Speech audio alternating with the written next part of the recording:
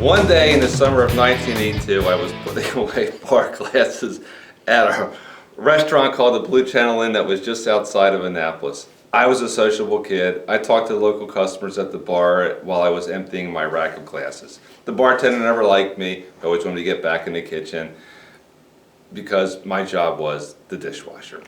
But through the grace of God, a gentleman named Chuck Snyder asked me, would I be interested in painting a townhouse? I said, sure, why not? The next day he met me and he gave me this really stern, long lecture about not getting any paint on the brick and all that kind of stuff. I promised I wouldn't, which was probably stupid on my part and probably risky on his part, but as it would be, risky and stupid shook hands, off goes Risky, leaving Stupid to his own devices. A few hours on the job, Stupid, that's me, dropped a nice dime size of paint all over on the shingles, and I tried to wipe it off, didn't work. I ran home and grabbed a wire brush about 1.5 miles away, ran back and made that dime size of paint stretch to about the size of a silver dollar. Of course, Chuck came by when I was finished and he yelled at me the same place he lectured me in, and then he asked if I would paint the townhouse right next door. I did it. No problems, no issues. A couple of neighbors asked me if I would paint their place too. And then I thought, maybe this would be a way I could make some money. Fast forward 7 years. Now it's 1989.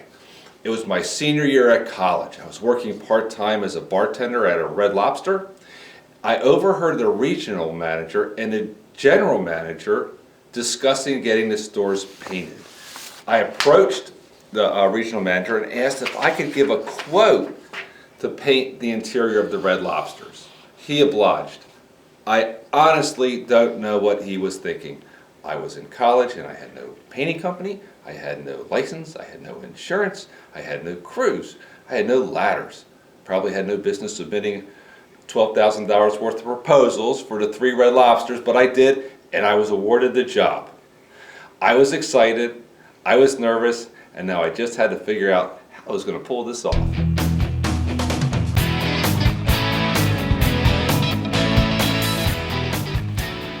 The outcome was fantastic from painting these 3 Red Lobsters. I made $5,500 in 3 quick weekends. For a college student, I was very motivated, and of my good fortune, I kept on thinking, if I can do this in 3 weekends, just imagine if I focused full time. So I took my profits and I bought a van. I finished college in the winter of 1989 and was immediately ready to go full force into the painting company. On Monday morning, December 20th, I went into City Hall and got my license. I filled out the application and I had to come up with a name for the company. I hadn't really given that any thought, and I thought, well, Klappenberger is a German name. When you think of Germans in a good way, you think of craftsmanship, quality of work, and I thought if I added "and Son," it'd sound like I'd been around for a little bit longer than 5 minutes. So, Klappenberger and Son was my final answer. Over the next 20 years, I was predictably doing between $400,000 and $600,000 in annual gross sales. Fast forward now to 2011, I read a book called The Secret, which motivated me to really see what I could do with my painting and handyman company. In March of 2011, me and my good buddy Dale Reeder stood outside of a building, I remember exactly where it was in Annapolis, and we vowed to double our sales over the next 9 months. Our sales were $550,000 in 2010. And we would do 1.1 million by 2011. That was very exciting. Over the next 3 years, we continued to grow about 25% each year, and we maxed out at 1.72 million in 2014. I had 25 guys working, 3 estimators, and I felt satisfied, even though I kept on pushing for higher sales and margins. To be honest with you, I really wasn't motivated to grow anymore. We had worked at the Pentagon, the Smithsonian, even the White House, and I got steady work from a local billionaire. We had an amazing reputation, and we were one of the largest painting companies in the area. In April of 2014, I came home and my wife left a Bear Painting Contractor magazine on the kitchen that really changed my life. Oddly enough, I poured myself a bowl of cereal and I started rummaging through this painting magazine. And there was an article in there that said if you are a struggling painting company and you're finding it difficult to grow, you might want to consider buying a franchise. My immediate reaction was, I think I could put together a better franchise than the ones that I know.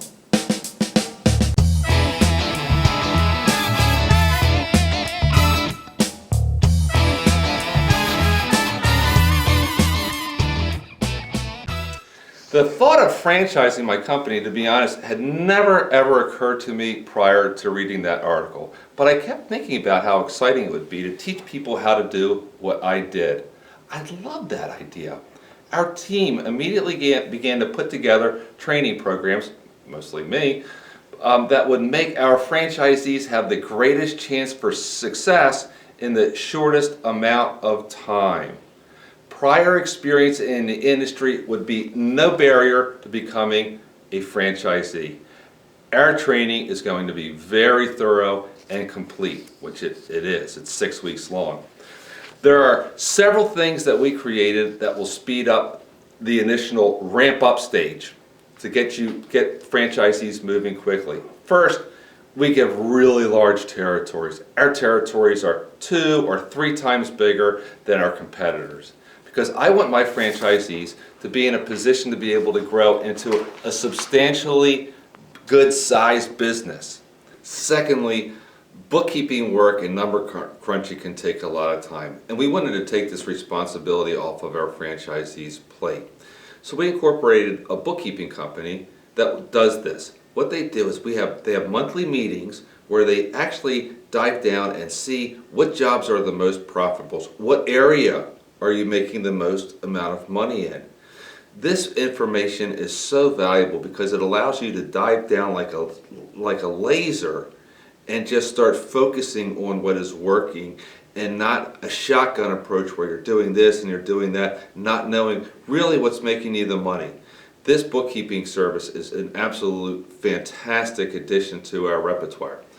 Third, I know that sales can be difficult and very uncomfortable for a lot of people. They just don't like to do it. So we have an outbound call center that makes calls on your behalf. They're calling up hospitals, property managers, schools, and a whole bunch of other different industries where you can develop some really great relationships, long-term relationships where you can get work after work after work after work. And the margins are quite positive. I think you'll like them. Fourth, we have a CRM system that's fantastic. It keeps the customer engaged by sending them out information. So 6 months, 9 months, 12 months down the road, when they're ready to do some more work, they're thinking about you. This is a fantastic addition as well to our system that really separates us from the other franchises out there.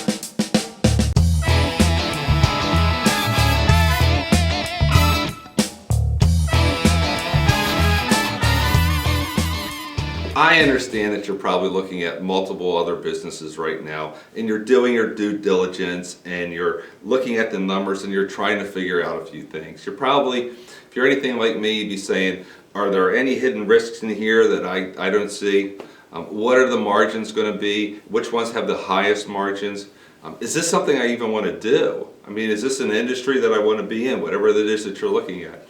And fear starts to crop up. And man, that is just a natural stage of making any big decision. And certainly buying a franchise is a big decision.